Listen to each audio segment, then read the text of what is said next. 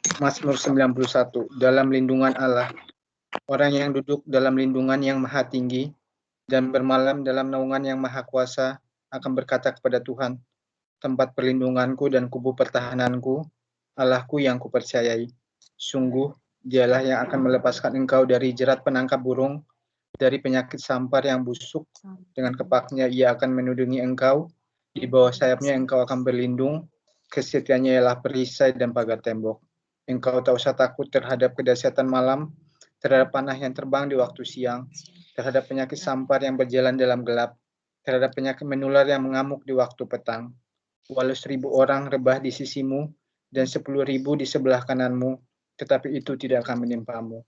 Engkau hanya akan menontonnya dengan matamu sendiri dan melihat pembalasan terhadap orang-orang fasik.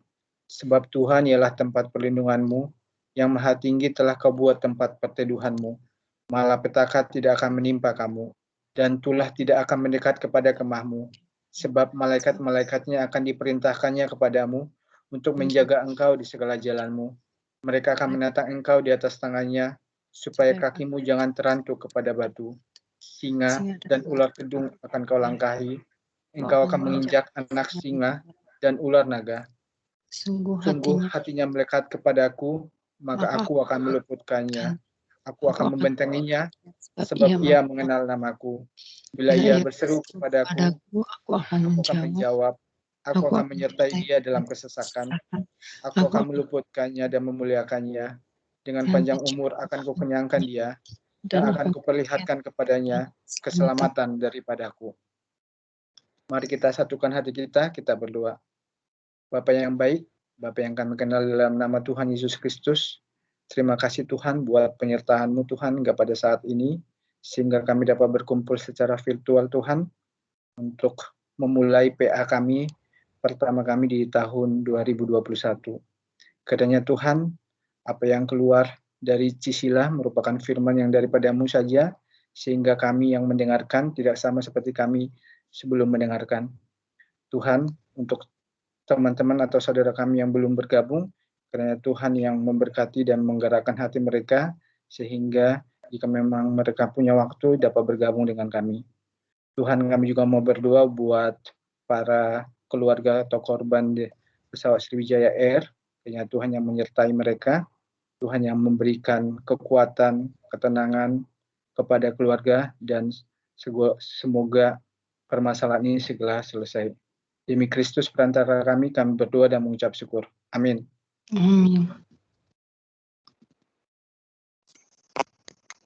Tunggu sebentar, aku ambil Alkitab.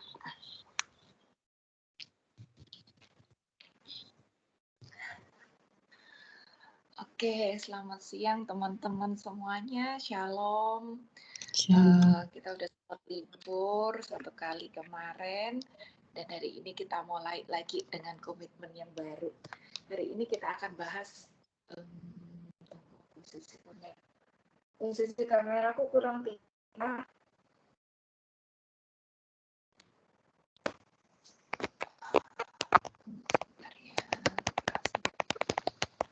Posisi kameraku kurang tinggi kah? Udah sih, udah pas. Oke. Hari ini karena kita PA pertama, tahun yang baru awal tahun juga, kita akan bahas untuk kick off kita di menghadapi tahun 2021 ini. Kita kan baru lewat ya tahun 2020 kemarin, bisa dibilang tahun yang luar biasa banget, dengan COVID-nya, sesuatu yang tidak kelihatan tapi ternyata memberi dampak ke seluruh dunia, ke semua orang memberi dampak, dan mungkin ada dari kita di sini yang mengalami dampak secara ekonomi, dampak di dalam pekerjaan, mungkin ada keluarganya juga yang tertuak, sakit, atau bahkan kehilangan, mungkin kita mengalami hal-hal yang sudah direncanakan ternyata tertunda atau bahkan tercancel sekalipun. Ada banyak hal yang kita alamin kemarin sepanjang ini kita mau beli apa enggak, Om? Nah, itu yang iklan bagaimana apa tuh obat itu tahun 2021 yang akan datang ini. kita baru tanggal berapa nih? Tanggal 10 hari ini. Bagaimana kita melihat tahun ini 2021? Kita melihat tahun ini kayaknya bakal lebih sulit, atau kita melihat ada harapan, atau kita lagi berjuang ini bingung kayak gimana gitu. Tapi yang jelas ya teman-teman ya, kita harus belajar untuk kontrol mindset kita. Jangan pesimis. Karena mindset yang pesimis, mindset yang negatif itu hanya membuat kita makin lemah. Dan kalau kita makin lemah, kita hilang sukacita, ada gunanya juga kan. Buat apa kita mengkhawatirkan sesuatu yang belum tentu terjadi dan kehilangan sukacita yang harusnya kita bisa rasakan, gak ada gunanya. Jadi di awal tahun ini kita akan belajar untuk atur mindset kita, sehingga di awal tahun kita bisa kick off di tahun ini dengan mindset yang baru, dengan optimisme yang baru. Karena sebetulnya pemikiran-pemikiran ini akan mempengaruhi gerak tubuh kita. Pemikiran-pemikiran ini akan mempengaruhi tindakan kita juga. Karena apa yang ada di sini, ini akan mengarahkan energi kita. Nggak tahu menjadi energi positif atau menjadi energi negatif, tergantung apa yang ada di sini. Contohnya aja, kayak mungkin suasana 2 hari ini kan, gloomy, mendung, hujan-hujan dikit, udah gitu weekend pula, dan kita masih banyak dari kita yang suasananya work from home juga. Jadi karena kayaknya libur dan habis liburan juga gitu, masih kita kebawa dengan suasana. Terus bangun hujan-hujan kayak gini, enakan ngesot, enakan males-malesan, enakan ngopi sambil makan pisang goreng gitu. Terus karena kita pagi udah males-malesan, kita merasa aduh aku nggak keluar kemana-mana juga kok gitu. Ngapain lagi mandi gitu, ngapain lagi pakai baju bagus, ngapain dandan gitu. Nah kalau kita sudah dari awal berpikir aduh hujan-hujan deh males, nggak ada ngapa-ngapain juga kok hari ini, nggak ada rencana apa-apa, udah deh nggak usah mandi lah, ngapain juga, nggak ketemu siapa gitu. Bawaannya tuh udah males, akhirnya apa? Energinya drop, akhirnya kita jadi males. Nggak ngapa-ngapain beneran. Dan yang terjadi nanti malam kita bisa lihat, aduh sehari ini kok gua nggak ngapa-ngapain ya. Nggak ada hasilnya sama sekali aku hari ini gitu. Jadi teman-teman, hati-hati dengan pikiran kita. Jangan biarkan gara-gara pikiran kita negatif, jiwa dan raga kita masuk ke area yang negatif. Ini akan merugikan sekali. Jadi di awal tahun baru ini sebagai kick off, kita harus belajar untuk atur mindset kita sehingga kita bisa mencapai semua mimpi kita dan kita bisa menyelesaikan apa yang menjadi rencana Tuhan di dalam kehidupan kita. Itu yang penting. Ayat pertama, Ratapan 3 ayat 23. Ratapan 3 ayat 23. Ratapan itu ada di bawahnya Yeremia, sebelumnya Yehezkiel. Ratapan 3 ayat 23. Itu berkata, selalu dari 22 aja deh ya.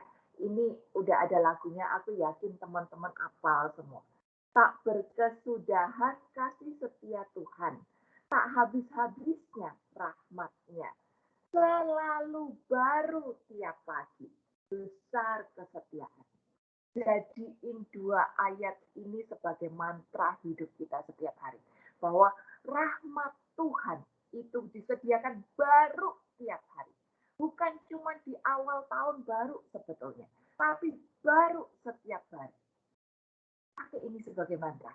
Karena ini Tuhan yang menjanjikan kepada kita akan kasih setianya baru setiap hari. Karena ini adalah janji Tuhan untuk kita. Kalau dia memberi kita rahmat baru setiap hari, jadi buat apa kita takut? Buat apa kita khawatir untuk sesuatu yang belum tentu terjadi? Buat apa kita ragu? Hari ini kita tahu bahwa kasih karunia Tuhan itu baru setiap pagi. Dan kasih karunia-Nya itu menyertai kita setiap saat, setiap hari. Tuhan memang tidak pernah menjanjikan hidup yang gampang, tapi Dia menjanjikan penyertaannya kepada kita. Jadi pegang ratapan 3 ayat 23 ini sebagai mantra, bahwa ada penyertaan yang baru setiap hari. Ada rahmat yang baru setiap hari. Mungkin sekarang teman-teman bilang, ya emang sih rahmatnya baru setiap hari. Tapi kan aku habis alami kegagalan kemarin. Aku kehilangan banyak. Aku rugi banyak. Aku sudah kecewa banyak. Aku takut apa yang terjadi kemarin terulang lagi. Aku sudah mendapatkan luka. Aku sudah mendapatkan kehilangan kemarin-kemarin itu tadi. Jadi gimana? Aku tahu rahmat Tuhan itu Dia bilang baru setiap pagi. Tapi aku masih sakit dengan apa yang terjadi kemarin-kemarin ini. Bagaimana? Nah, ada juga jawabannya. Coba kita buka di Yehezkiel 43. Yehezkiel 43 ayat 18 sampai 21. Yehezkiel 43 ayat 18 sampai 21. Lalu ia berfirman kepadaku. Bukan Yesaya. Yesaya 43 ayat 18 sampai 21. Yesaya 43 ayat 18 sampai 21. Firman-Nya, jangan ingat-ingat hal yang dahulu. Jangan ingat-ingat hal yang dahulu. Dan janganlah perhatikan hal-hal yang dari zaman purbakala. Sampai pakai tanda seru loh. Tuhan tulis, gak boleh ingat-ingat yang lalu. Lihat, aku hendak membuat sesuatu yang baru. Yang sekarang sudah tumbuh. Belumkah kamu mengetahuinya? Ya, aku hendak membuat jalan di padang gurun. Dan sungai-sungai di padang belantara. Binatang hutan akan memuliakan aku, serigala dan burung unta. Sebab aku telah membuat air memancar di padang gurun. Dan sungai-sungai di padang belantara. Untuk memberi minum umat pilihanku. Umat yang telah kubentuk bagiku. Akan memberitakan kemasyuranku. Teman-teman, ini ayat peneguhan banget bagi kita. Memang di masa lalu kita pernah mengalami luka, kesedihan, kehilangan, kekurangan, kegagalan. Tapi ayat jelas bilang, jangan fokus pada kehilangannya. Jangan fokus pada kegagalannya. Tapi kita harus fokus pada pembelajaran dan penyertaan Tuhan. Tuhan mau kita bersaksi. Ayat 21. Jadi kalau kemarin-kemarin Tuhan izinkan hal terjadi yang mungkin tidak enak untuk kita. Tapi walaupun kemarin nggak enak, kita harus bisa lihat ya. Kalau hari ini kita masih bisa hidup sampai sekarang, kita masih bisa baik-baik aja sampai hari ini, walaupun ya kemarin pernah mengalami kegagalan, kehilangan gitu ya. Tapi hari ini kita masih baik-baik aja sampai hari ini. Berarti Tuhan menjaga. Berarti Tuhan berkarya. Jadi jangan fokus pada yang negatif. Jangan fokus pada kehilangannya. Jangan fokus pada kegagalannya. Tapi tanyakan kepada Tuhan. Tuhan, kau mau bicara apa sih lewat peristiwa ini? Kau mau aku melakukan apa lewat kejadian ini? Kau mau aku berubah apa? Gitu. Ambil hikmat positifnya aja. Sadari kalau sampai sekarang kita hidup dengan baik, dengan layak, itu adalah karena anugerah Tuhan. Dan Tuhan mau kita bersaksi bahwa saya sudah lewati itu kegagalan yang kemarin. Dan hari ini aku baik-baik aja. Itu karena Tuhan. Saya sudah lewati kerugian yang kemarin. Dan aku sudah, hari ini aku baik-baik aja. Itu adalah karena Tuhan. Tuhan mau kita bersaksi bahwa kita sudah lewati kejadian yang tidak enak kemarin. Itu karena penyertaannya Tuhan. Dan kita akan kepada kau bicara apa kepada aku secara pribadi. Peristiwa yang kegagalan kemarin, peristiwa yang menyakitkan kemarin itu, sebenarnya kau mau aku berubah apa? Sebenarnya kau mau aku belajar apa? Kau mau menyampaikan pesan apa? Jadi, dari setiap peristiwa tidak enak yang pernah kita alami, kita bukan fokus pada negatifnya, tapi kita fokus pada pembelajarannya. Kita ambil hikmatnya, sehingga ke depannya kita bisa lebih baik lagi. Jadi, jangan fokus pada negatif.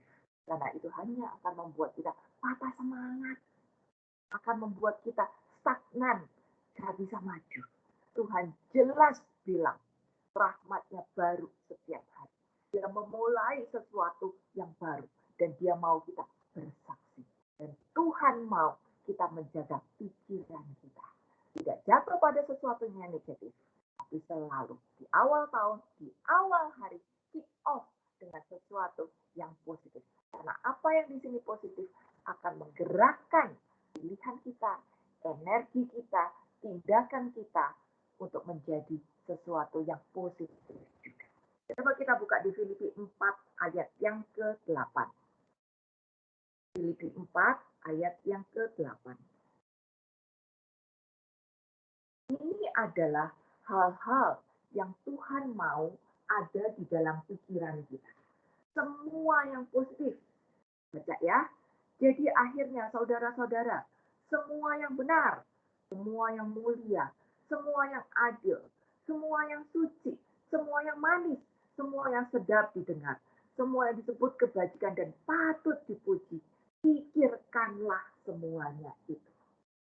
Pakai ini sebagai mantra kita juga. Filipi 4 ayat 8. Sering kita baca. Ini harus menjadi patokan hidup kita. Patokan yang tempel di dalam kepala kita. Tuhan mau pikiran kita terjaga. Selalu positif. Baik, suci, manis, sedap didengar. Apapun yang terjadi di luar sana, pikiran kita harus tetap terjaga. Positif. Jangan kita menenggelamkan diri pada hal-hal yang menimbulkan ketakutan, kekhawatiran. Enggak, Tuhan tidak mau. Di luar boleh ada gonjang-ganjing, di luar boleh ada panas, angin, badai, tapi pikiran harus tetap terjaga. Tahu, bukan sesuatu yang gampang. Karena kodrat manusia gampang jatuh pada hal-hal yang negatif, termasuk pikiran. Pikiran kita itu gampang jatuh pada sesuatu yang menakutkan, kekhawatiran, apa segala macam. Gitu. Tapi Tuhan kan mau kita lepas dari kedagingan. Tuhan mau kita bisa melihat fokus ke depan, jauh dari dunia. Maka kita belajar hari ini sebagai kick-off di awal tahun untuk melatih, ini tetap harus dilatih ya, melatih pikiran kita agar terjaga tetap positif. Keadaan di luar boleh gonjang-ganjing, pikiranku tetap positif. Karena sekali lagi, nggak ada gunanya buat kita memfokuskan diri pada hal-hal yang negatif. Kita malah kehilangan sukacita kan? Kita malah kehilangan damai sejahtera. Buat apa? Nggak ada gunanya. Tuhan tidak mau kita kehilangan sukacita dan damai sejahtera. Tuhan tidak mau kita hidup di dalam ketakutan dan kekhawatiran. Karena apa? Rahmat yang baru setiap hari. Dia menjadikan segala sesuatu baru. Dan dia mau kita bersaksi. Untuk itu ditekankan. Pikiran harus positif. Pegang mantra bahwa rahmatnya baru setiap hari. Jadi kalau kita pegang mantra rahmat baru setiap hari, saya mau menjaga agar pikiranku tetap manis, sedap, adil, didengar, enak semuanya. Maka kita akan pasti punya pengharapan. Pengharapan itu positif. Gak ada orang yang berharap negatif kan. Kita pasti berharap itu semuanya positif. Nah, kalau kita punya pengharapan positif, kita akan menciptakan tindakan energi yang baik untuk kehidupan kita. Jadi teman-teman, kita sudah belajar ya, iman kita punya. Kita tahu bahwa iman tanpa perbuatan adalah sia-sia kan? Iman tanpa perbuatan itu mati. Tapi tindakan baru bisa terjadi kalau ininya positif. Gak mungkin kita bertindak baik, bertindak benar kalau ininya. Jadi kalau kita ngomong iman tanpa tindakan itu mati, otomatis flow-nya adalah saya punya iman, imanku ini harus mempengaruhi pikiranku dulu, lalu pikiran yang dipengaruhi oleh iman yang positif jadi tindakan yang itu baru terjadi. Iman dengan tindakan. Tindakan sebagai bukti iman. Tapi kalau imanku belum mempengaruhi pikiranku, saya cuma percaya Yesus baik gitu. Tapi pikirannya ragu ya, masa ya Yesus baik? Orang aku habis kena potong gaji, ada keluargaku sakit, masa ya Yesus baik? Percaya, hati percaya kalau ada Yesus, tapi pikiran ragu-ragu, pikiran takut itu belum iman yang bertindak sebetulnya. Jadi iman harus mempengaruhi pikiran. Saat iman yang positif menjadikan pikiran positif, baru kita bisa melakukan tindakan. Filipi 1 ayat yang ke-6. Filipi 1 ayat yang ke-6. Akan hal ini aku yakin sepenuhnya, yaitu Ia yang memulai pekerjaan yang baik di antara kamu akan meneruskannya sampai pada akhirnya pada hari Kristus Yesus. Satu hal yang kita tahu ya, hari ini, tahun ini, Tuhan akan menyediakan hal-hal baru untuk kita. Semua yang dimulai dari Tuhan, lalu dikerjakan di dalam Tuhan, pasti baik. Pastikan kita menjaga iman kita, dan iman ini menjaga pikiran kita, sehingga dari pikiran dieksekut menjadi tindakan, semuanya itu adalah dalam Tuhan. Maka setiap saat langkah kehidupan kita akan terjaga. Dimulai dari Tuhan dan dilakukan, dikerjakan di dalam Tuhan. Hasilnya pasti baik. Iman harus menguasai pikiran. Baru kita bisa execute menjadi tindakan-tindakan yang baik. Jangan biarkan iman hanya cuma di dalam hati saja. Tapi pikiranku masih takut dengan penuh ketakutan, keraguan. Jangan biarkan. Tapi iman harus menguasai pikiran. Sehingga eksekusinya menjadi baik. Seperti yang diinginkan oleh Tuhan, dimulai dari Tuhan, dan dikerjakan di dalam Tuhan. Kita akan belajar sekarang. Ada beberapa pikiran yang dicatat di dalam perjanjian baru. Ini ada urutannya, dan nanti kita akan melihat bahwa urutan ini adalah proses yang sebenarnya sedang kita jalani hari ini. Yang pertama, Roma 1 ayat 8. Ada 7 pikiran ya, yang ada di dalam perjanjian baru. Yang pertama, Roma 1 ayat 28. Dan karena mereka tidak merasa perlu untuk mengakui Allah, maka Allah menyerahkan mereka pada pikiran-pikiran yang terkutuk, sehingga mereka melakukan yang tidak pantas. Istilahnya, orang-orang ini adalah orang-orang yang tidak mengakui Allah. Jadi walaupun Allah mungkin memanggil dengan caranya, tapi manusianya tidak mengakui Allah, akhirnya kita manusia hidup dengan kehendak bebas.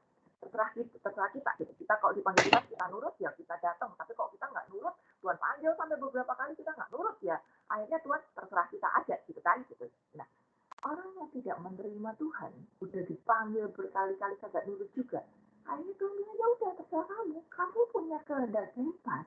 Kamu udah diperingati berkali-kali tapi tetap nggak mau, ya udah kamu punya kehendak bebas gitu. Allah menyerahkan kepada pikiran manusia itu tadi, yaitu pikiran apa? Pikiran kedagingan, bukan lagi pikiran yang baik, tapi pikiran kedagingan. Pikiran orang yang tidak percaya ini telah rusak. Dia cuma tunduk pada hasrat diri sendiri. Dia menolak Allah. Bukan hanya bebal dan keras kepala, tapi dia menolak Allah. Jelas kita tidak mau jatuh pada keadaan ini. Karena kalau kita jatuh pada keadaan ini, Kita tidak lagi mau mendengar Allah, kita tidak lagi mau pikiran kita dikuasai oleh iman dalam kebenaran Allah. Maka kita saja kepada kesesatan. Tidak ada harapan lagi di dalam kehidupan kita. Kita tidak mau punya pikiran-pikiran yang dianggap yaudahlah sakarapmu Dewi. Kita tidak mau. Maka kita harus berprogres masuk kepada pikiran yang nomor 2. Roma 7 ayat 23 sampai 26. Roma 7 ayat 23 dan 26. Tetapi di dalam anggota-anggota tubuhku, aku melihat hukum lain yang berjuang melawan hukum akal budiku dan membuat aku menjadi tawanan hukum dosa yang ada di dalam anggota-anggota tubuhku. Ayat 26.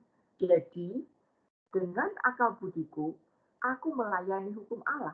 Tapi dengan tubuh insaniku, aku melayani hukum dosa. Di sini orang sudah naik level. Dia sudah menerima Allah. Dia sudah percaya pada Allah. Berarti dia sudah ada iman. Secara iman, dia tahu kebenaran. Dia tahu apa yang diharapkan Tuhan. Tapi pikirannya masih dikuasai oleh kedagingan. Tahu kalau itu salah. Tahu kalau nggak boleh berpikir negatif. Tahu kalau nggak boleh khawatir. Tahu kalau nggak boleh hopeless. Tahu kalau nggak boleh ketakutan.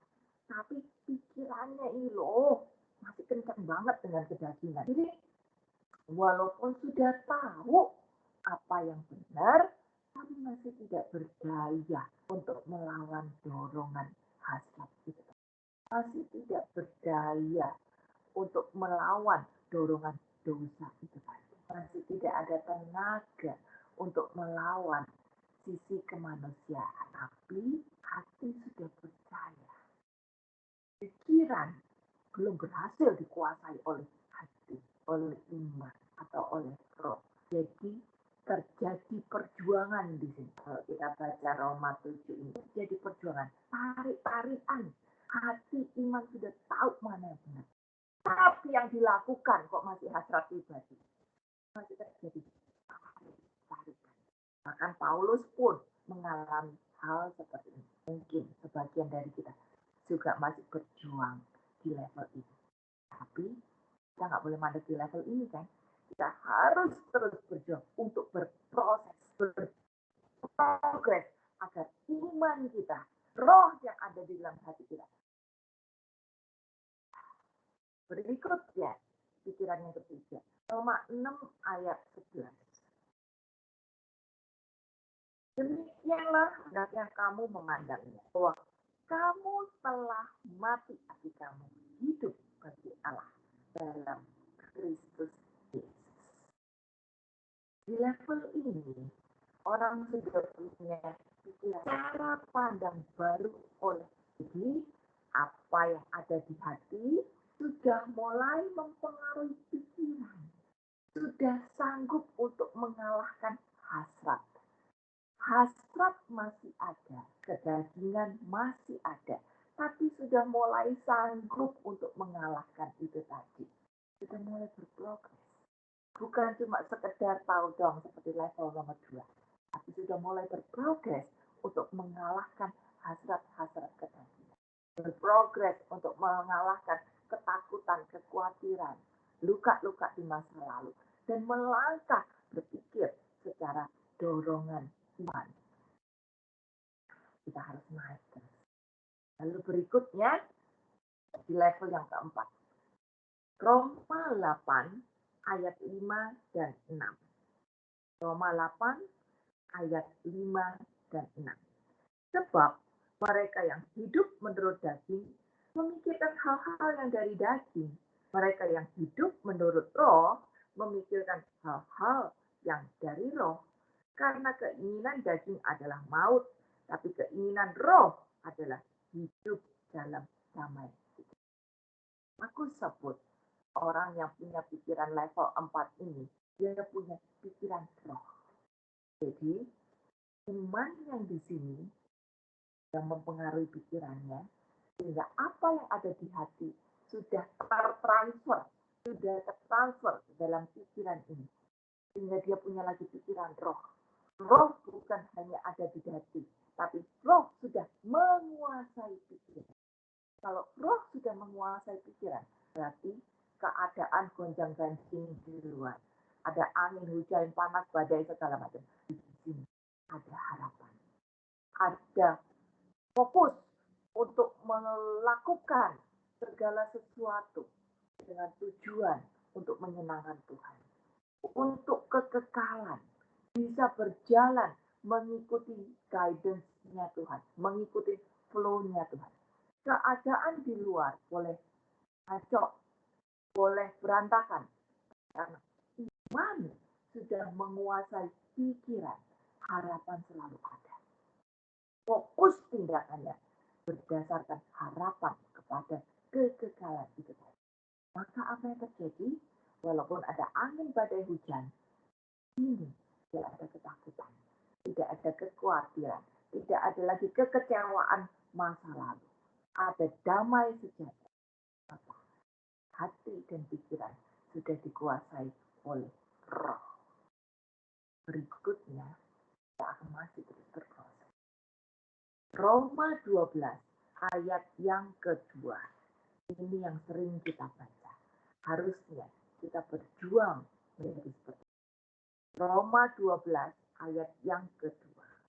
Janganlah kamu menjadi serupa dengan dunia ini, tapi berubahlah oleh pembaharuan budimu, sehingga kamu dapat membedakan manakah kehendak Allah, apa yang baik, yang berkenan kepada Allah, dan yang sempurna. Level ini, pikiran sudah diperbarui secara total. Ini yang kadang-kadang kita sering sebut sebagai orang lahir baru, dibuktikan dengan pikiran yang baru. Yaitu pikiran yang kayak begini nih, pikirannya sudah diperbarui, yang sudah tahu mana yang baik, mana benar, mana yang sempurna. Bukannya nggak tahu kalau ada kejahatan, tahu. Tapi bukannya nggak tahu kalau ada hasrat, tahu. Tapi sudah bisa memilih untuk melakukan yang sempurna. Bukannya nggak tahu kalau ada COVID, situasi pekerjaan lagi tidak baik, situasi kesehatan mungkin lagi tidak baik, tahu. Tapi hanya sudah dikuasai oleh Allah. Dia bisa memandang kesempurnaan dari keadaan yang mungkin tidak baik, tetap bisa melihat di situ.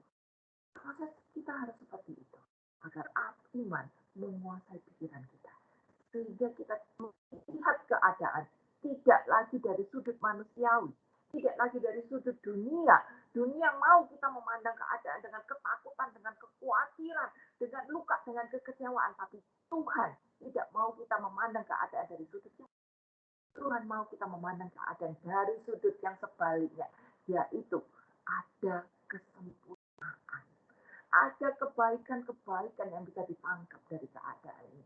Ada maksud Tuhan di balik setiap kejadian yang diizinkan terjadi. Itulah pikiran yang diperbaharui. Pikiran yang dipenuhi dengan roh tidak akan putus harapan, tidak akan negatif. Tapi berpegang untuk mengejar kesempurnaan. Kalau pikiran kita sudah diubah seperti itu, otomatis perkataan dan tindakan, energi yang kita transferkan kepada orang-orang di sekitar kita pun akan menjadi positif semuanya. Nah, orang itu, roh kita itu akan menarik roh-roh yang sama. Contoh kecil, kalau orang hobinya, kalau Ibu Jun selalu bilang tenis ya, kalau orang hobinya tenis, lama-lama temenannya dengan orang-orang yang tenis semua gitu, karena selalu nyari dengan teman yang sama. Gitu. Nah sekarang kalau kita hobinya misalnya sepedaan, ya akan lama-lama masuk ke dalam kumpulan sepeda satu ke sepeda yang lain gitu, karena orang akan selalu mencari apa yang sama, ada roh yang connect di situ, mengumpulkan. Sekarang kalau roh kita positif, walaupun keadaan di luar tidak bagus, tapi karena apa yang kita transferkan positif, kita akan juga menarik hawa-hawa positif yang ada di luar sana. Maka tindakan kita akan baik. Dan karena apa yang kita transferkan positif, disertai oleh Tuhan, akan sesuai dengan kehendak dan rencana Tuhan.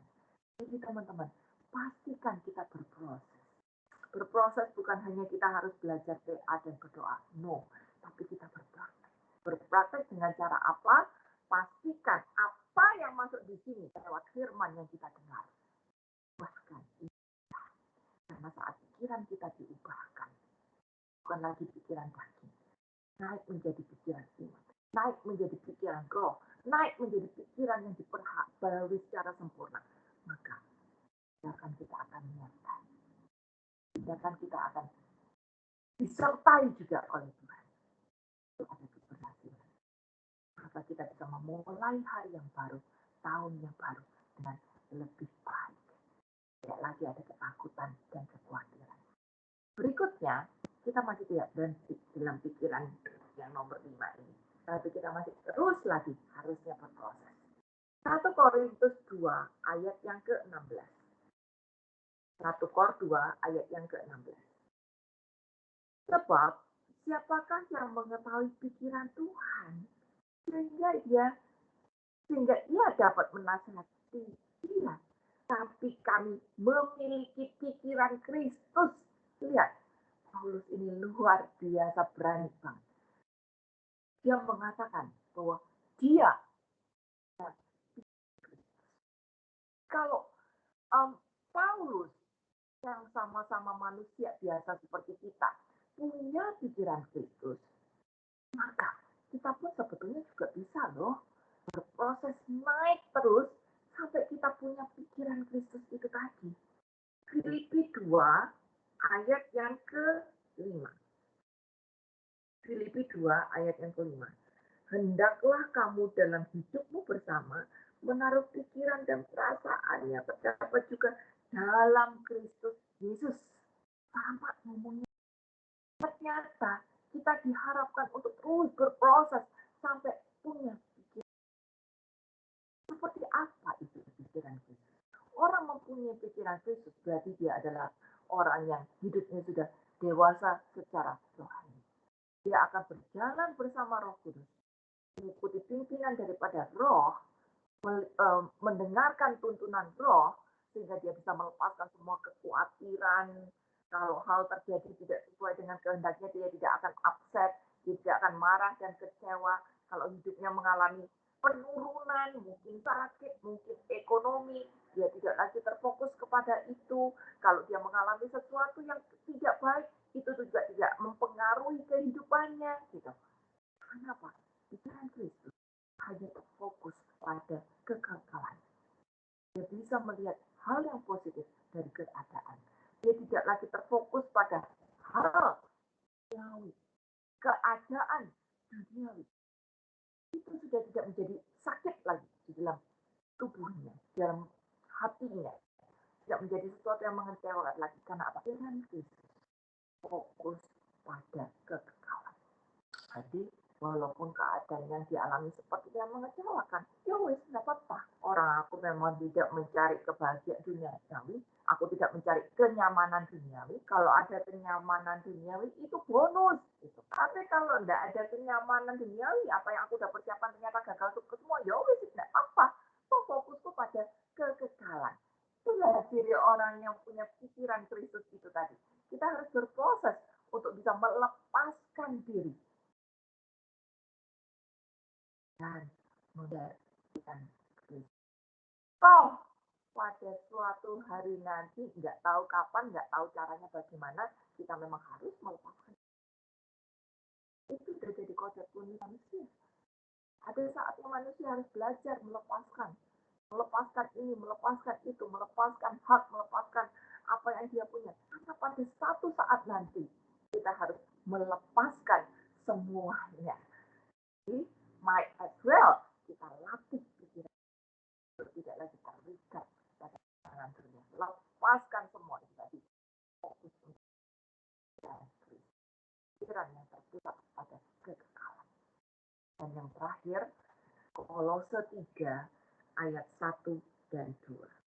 Kolose 3 ayat 1 dan 2. Ini yang disebut dengan pikiran surga. Karena itu, kalau kamu dibangkitkan bersama dengan Kristus, carilah perkara yang di atas, di mana Kristus ada. Duduk di sebelah kanan Allah, pikirkanlah perkara yang di atas, bukan yang orang di level 6 dan 7 ini punya pikiran surgawi, udah benar-benar lepas deh sama yang dunia, fokusnya benar-benar tidak lagi mengejar kenyamanan, pentingnya dapat oke, nggak dapat ya wis, nggak apa-apa, nggak akan kehilangan sukacita, nggak akan takut, nggak akan khawatir sama hari depan, karena fokusnya pada hal kekekalan.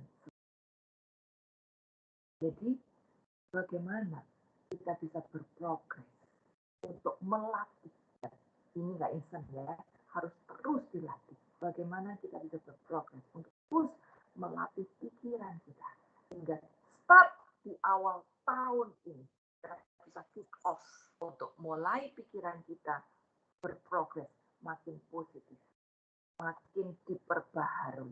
Bagaimana solusinya? Ada beberapa langkah di sini aku catat yang ada tertulis dalam Alkitab. Yang pertama, jaga ketenangan. Jaga ketenangan batin. Mazmur 62 ayat 2 dan 6. Mazmur 62 ayat 2 dan 6. Aku yakin teman-teman juga udah hafal di sini. Ya,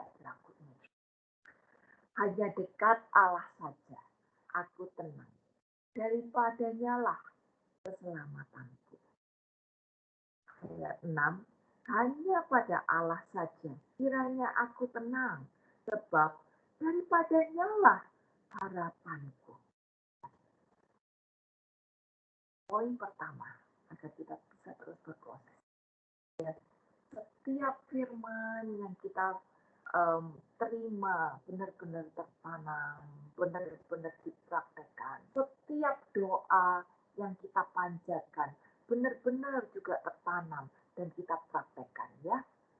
Kita nggak bisa cuma baca firman, ikut PA dan berdoa, tapi cuma disimpan sebagai hafalan, nggak bisa.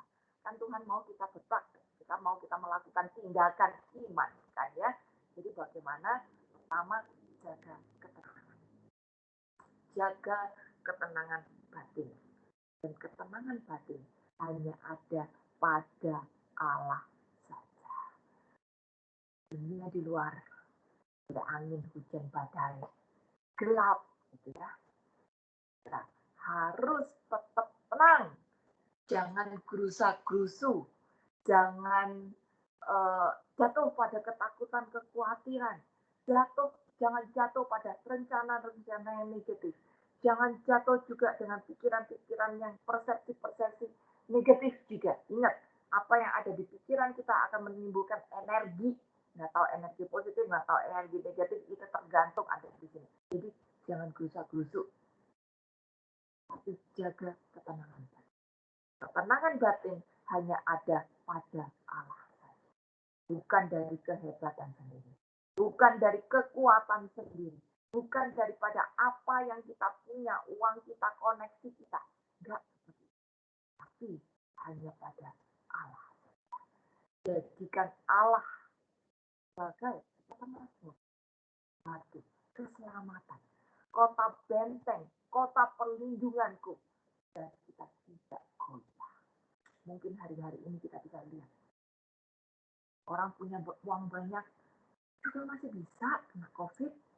Orang punya uang banyak juga masih bisa habis-habisan duitnya untuk biaya rumah sakit, dan masih nggak sembuh juga gitu.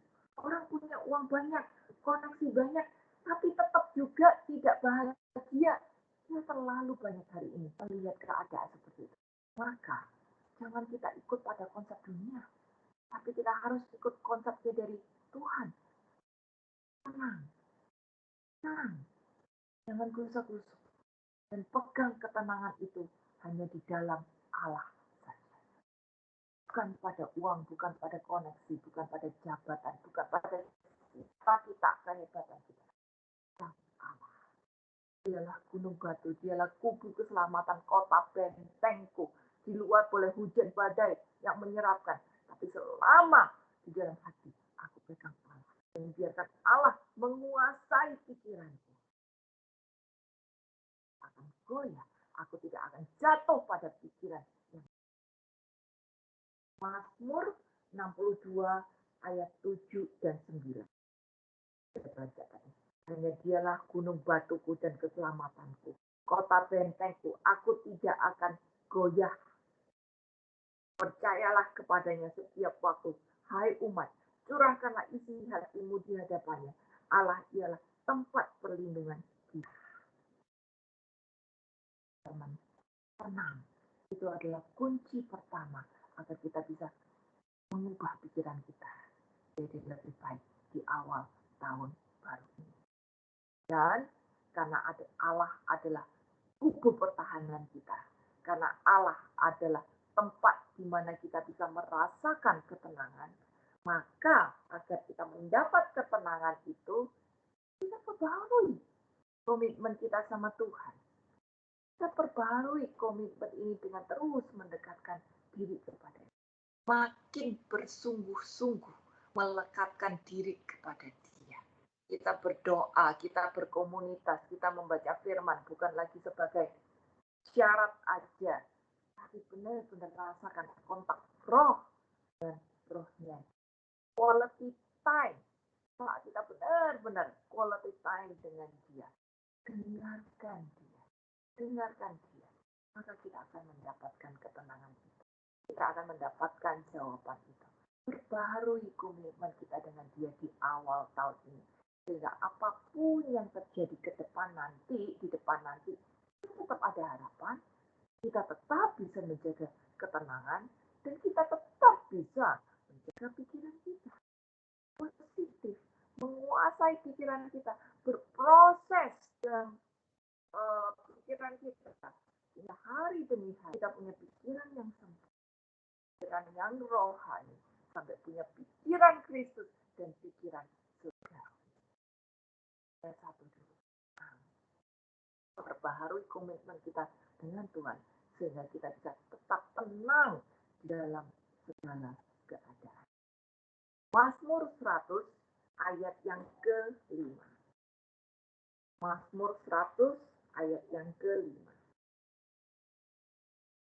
Yang telah mendasarkan bumi di atas tumpuannya, sehingga takkan goyang untuk selama, terusnya dan selama. Pegang janji ini. Bagaimanapun juga, kita tahu Allah adalah Allah pencipta.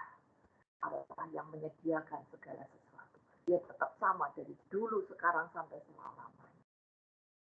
Pegang janji ini. Tidak akan goyang selama-lamanya. Selama kita punya Dia, selama kita berpegang kepada Dia, komitmen kita lekat pada Dia, pegang janji. Dalam Tuhan kita tetap tenang. Dalam Tuhan kita tidak akan goyang selama-lamanya. Karena apa? Karena Dia. Bukan karena aku, tapi karena Dia aku pegang kuat. Nah, aku pun tetap kuat. Aku pun tetap aman. Mazmur 46 ayat 2 sampai 8. Oke, kita baca ya. Mazmur 46 ayat 2 sampai 8.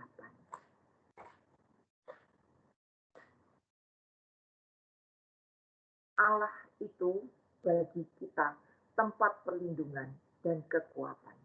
Sebagai penolong dalam kesesakan sangat terbukti.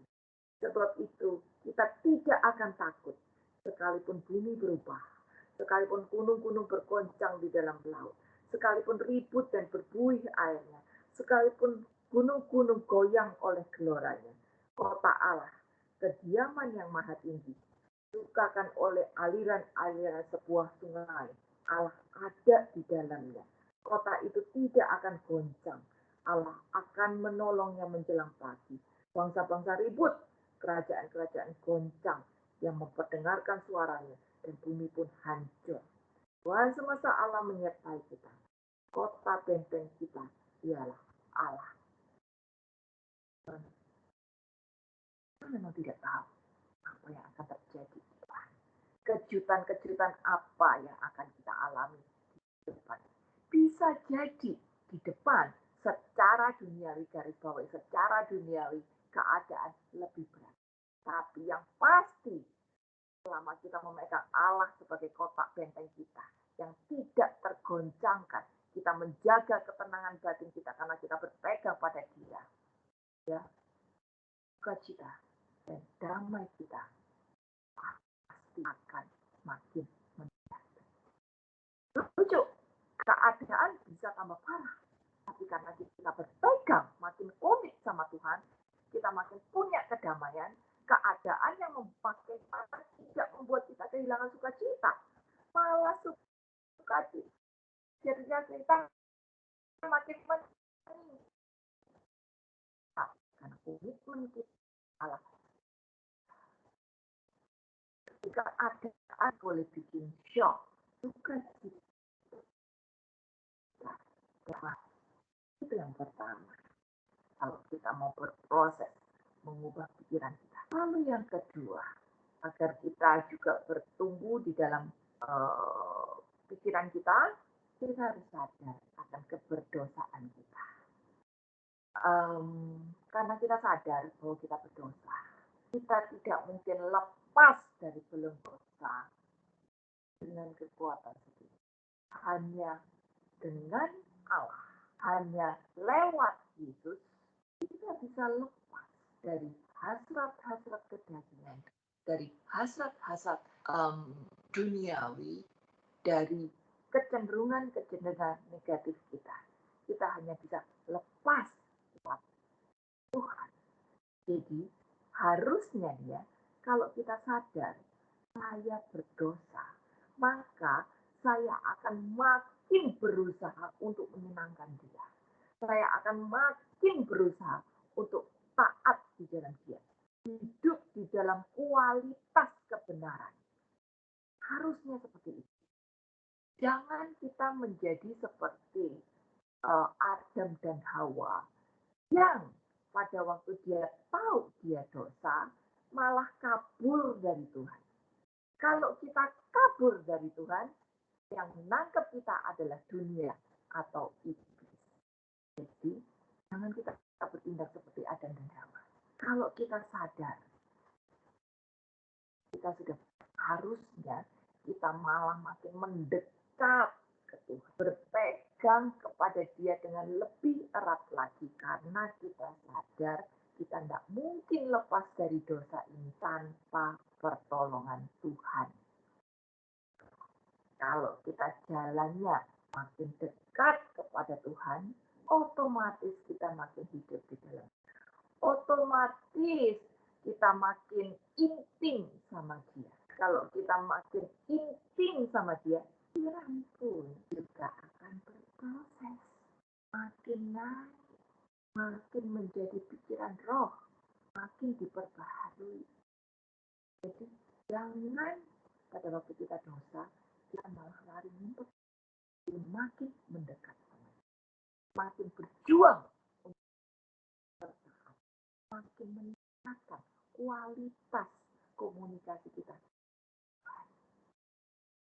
Lalu yang ketiga, saat kita sudah hidup di dalam ketenangan dan komitmen yang baru di dalam Tuhan, saat kita sadar kalau saya berdosa, saya harus makin melekat sama Dia, itu kita punya harapan yang baru, yaitu harapan akan kemerdekaan, harapan akan keselamatan, harapan akan kesempurnaan di dalam Tuhan, harapan akan damai sejahtera, lepas dari ketakutan, kenyamanan, dan segala macam intimidasi. Ada harapan dalam Tuhan. Saat kita berharap, otomatis komitmen kita diperkuat. Kita berdoa makin sungguh-sungguh, ada kualitas. Makin membangun relasi dengan Tuhan.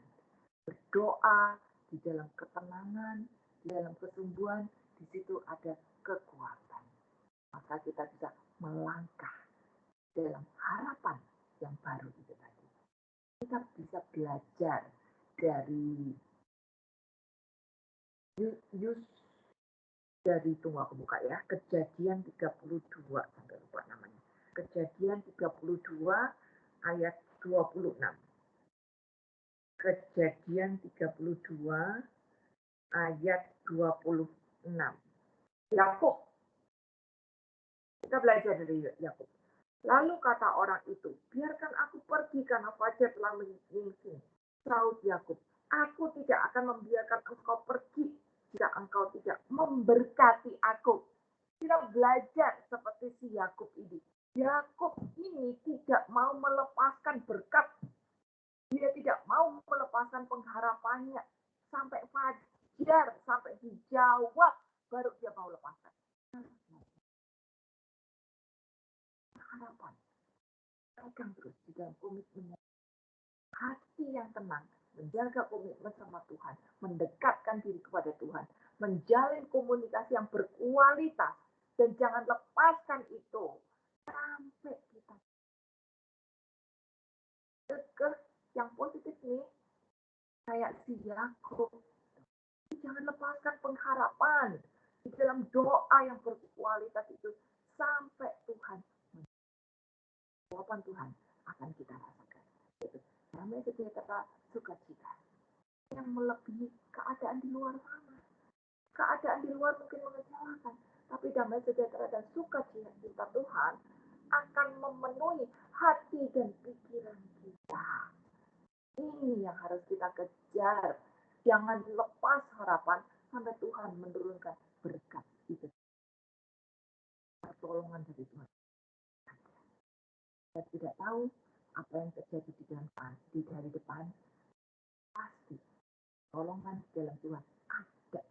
Lama kita lakukan bagian itu, menjaga ketenangan batin dengan terus memperbarui komitmen kita, mendekatkan diri pada Tuhan, karena kita manusia yang berdosa, kita tidak bisa melakukan semuanya dengan kekuatan kita sendiri.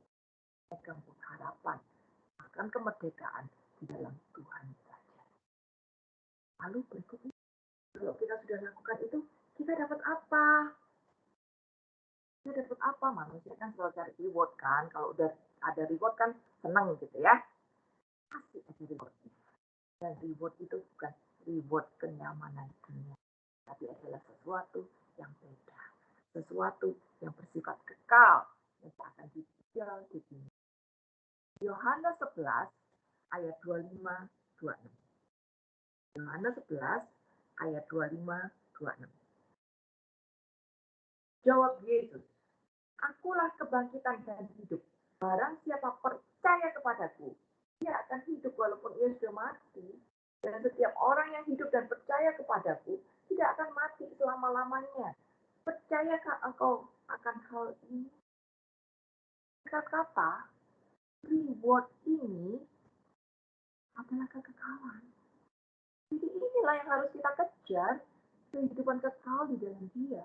Dan kehidupan kekal di dalam Dia ini hanya bisa kita dapat kalau iman kita mempengaruhi pikiran kita. Sehingga pikiran kita tidak lagi dipengaruhi oleh hasrat, tidak lagi dipengaruhi oleh realita, tapi pikiran kita dipengaruhi oleh roh. Yang membawa pada ketenangan, yang membawa pada sukacita, yang membawa pada langkah energi positif yang menuntun pada kekekalan.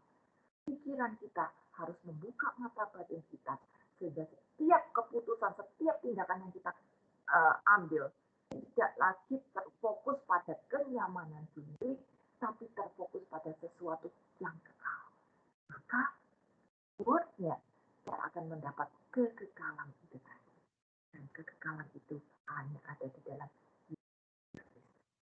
saat iman kita mempengaruhi pikiran kita dan melangkah di dalam relasi yang kualitas, kita akan tetap bisa hidup. Oh, harapannya tidak. Lazarus yang udah mati beberapa hari bangkit karena ada iman pada Yesus. Hizkia, kalau cerita Hizkia nanti boleh baca di Yesaya 38. Hizkia ini tadinya udah mau mati, tapi dia dikasih ekstra 15 tahun untuk lagi. Itu pun dia dapat karena harapan. Nah, bagaimana dengan kita? Ingat tadi di awal kita sudah baca bahwa Tuhan mau kita bersaksikan. Di awal kita udah baca ayat yang mana Yesaya 43 tadi kita ya.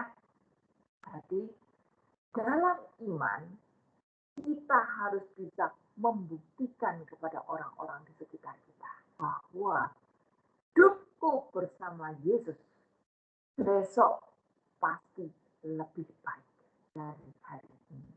Hari ini pasti lebih dibandingkan. Kita harus menjadi bukti kesaksian yang hidup bagi orang-orang di hati kita. Jangan cuma cari mujizat-mujizat aja, tapi hidupku harus bisa menjadi mujizat bagi orang lain. Aku sanggup hadapi keadaan. Aku bisa jalani hari ini karena Tuhan. Aku bisa bangkit dari keterpurukan karena Tuhan.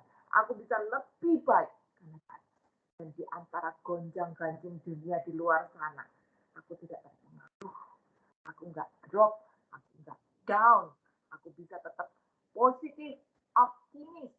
Tetap ada damai sejahtera karena Tuhan. Kalau kita mau dapat reward kekekalan ini, hari ini kita pastikan bahwa aku tidak cuma cari mujizat, tapi hidupku harus jadi mujizat bagi orang-orang di sekeliling. Reward yang kedua, Ibrani 12 ayat yang ke-28. Ibrani 12 ayat yang ke-28. Jadi, karena kita menerima kerajaan yang tidak tergoncangkan, marilah kita mengucap syukur dan beribadah kepada Allah menurut cara yang berkenan kepadanya dengan hormat dan takut. Reward kita saat kita berharap pada Allah, saat kita berjuang agar iman kita mempengaruhi pikiran dan dieksekusikan dalam tindakan-tindakan sesuai dengan apa, maka kita akan menerima kerajaan yang tak tergoncangkan. Siapa yang menolak? Semua kepengen untuk mendapatkan kekekalan itu, semua kepengen untuk mendapatkan kerajaan yang tak tergoncangkan itu, maka hari ini kita harus memulai melatih pikiran kita agar kita punya pikiran Kristus. Melatih pikiran kita agar apa yang menjadi iman kita menguasai pikiran kita, sehingga bisa dieksekusikan di dalam tindakan-tindakan mulai dalam Tuhan disertai oleh kita. Teman-teman, masuki hari-hari tahun 2021 ini pasti ada kejutan-kejutan. Mungkin kejutan menyenangkan, mungkin juga kejutan yang menyedihkan. Siapa yang tahu? Tapi kita bisa lihat. Pengalaman kita di tahun yang kemarin membuktikan kalau Allah tetap setia mendampingi kita apapun kejadian yang kita alami. Saat kita percaya bahwa hari depan yang indah Tuhan sudah sediakan untuk kita. Di situ kita boleh berpegang pada Dia. Di situ kita boleh terus untuk menaruh harapan kepada Dia. Malah membangun komitmen untuk menjaga kualitas relasi kita dengan Dia makin baik, makin baik. Harapan kepada Dia tidak akan hilang. Harapan itu yang akan membuat kita tetap semangat untuk menerima segala hal, kejutan-kejutan yang akan kita terima di dalam hidup ini nanti. Kita sambut tahun baru ini dengan sesuatu yang baik, dengan penuh syukur. Kita sambut hari depan dengan terus harapan yang positif. Kita bersukacita hari ini menyambut datangnya hari baru, karena Tuhan memberikan rahmat yang baru kepada kita setiap hari, di mana berkat tercurah bagi kita semua. Buang segala yang negatif, buang kekhawatiran, keraguan, buang segala macam ketakutan dan pesimis, tapi kita ganti yang optimis, yang positif, dengan kepercayaan, dengan janji-janji Tuhan bahwa dia adalah kekal, bahwa dia adalah kuat, terus membangun kualitas berrelasi dengan dia makin baik, makin baik. Maka kita pasti menerima pertolongannya, penyertaannya, keselamatan seperti yang sudah dia janjikan untuk kita semua. Walaupun dunia tidak menentu arahnya, kita tidak pernah tahu apa yang terjadi di dunia. Tapi harapan pada Tuhan akan membuat kita tidak menyerah. Karena kita berpegang sebagai orang percaya. Kita berpegang pada sesuatu yang kekal, yang pasti, yang tidak tergoncangkan. Tuhan Yesus memberkati. Happy New Year untuk teman-teman semuanya. Berkat Tuhan selalu menyertai teman-teman dan kasih setianya selalu menyertai teman-teman semuanya. Tuhan Yesus memberkati.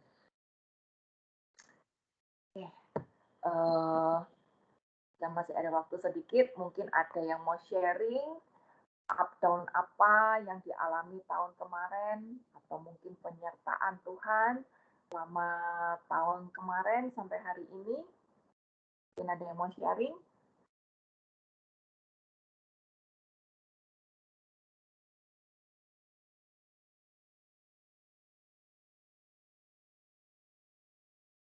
Kalau nggak ada yang mau sharing, nggak apa-apa. Mungkin Bro David bisa ambil alih untuk pengumuman dan doa.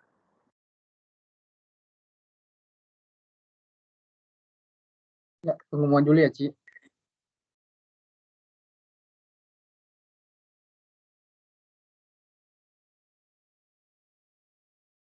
Selamat sore Bapak Ibu. Happy New Year buat Bapak Ibu. Semoga di tahun baru ini kita semua semakin sukses dan diberkati Tuhan. Berikut pengumuman untuk minggu ini.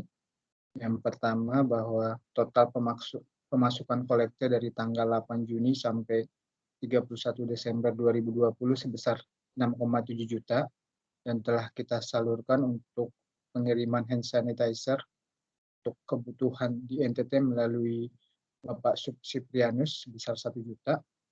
Yang kedua, sumbangan beras ke pekerja NTT yang kena PHK senilai 2,1 juta. Yang ketiga, ke rekening pelayanan komunitas Thomas 500.000, ke rekening komunitas Thomas untuk waria dan retret 450.000, pembelian televisi untuk Universitas Katolik Pertama sebesar 4.075.000, dan yang terakhir pengiriman masker dan pakaian layak pakai dengan nilai hampir 1 ton. Terus total dana PA Living Husward yang disalurkan sebesar 8.125.000. Terima kasih buat donasi Bapak Ibu, kiranya Tuhan memberkati Bapak Ibu berlipat ganda. Terus yang kedua, untuk melihat rekaman pengajaran Gaji Sila dapat diakses di channel YouTube PA Living His Word. Dan terakhir, bahwa kolektor persembahan kasih dapat ditransfer ke rekening BCA atas nama Ibu Algrini. Demikian pengumuman hari ini. Tuhan Yesus memberkati. Dua syafaat dulu atau apa ya, Ci? Ya, ada syafaat. Silakan Ibu Kurini. Oh, oke.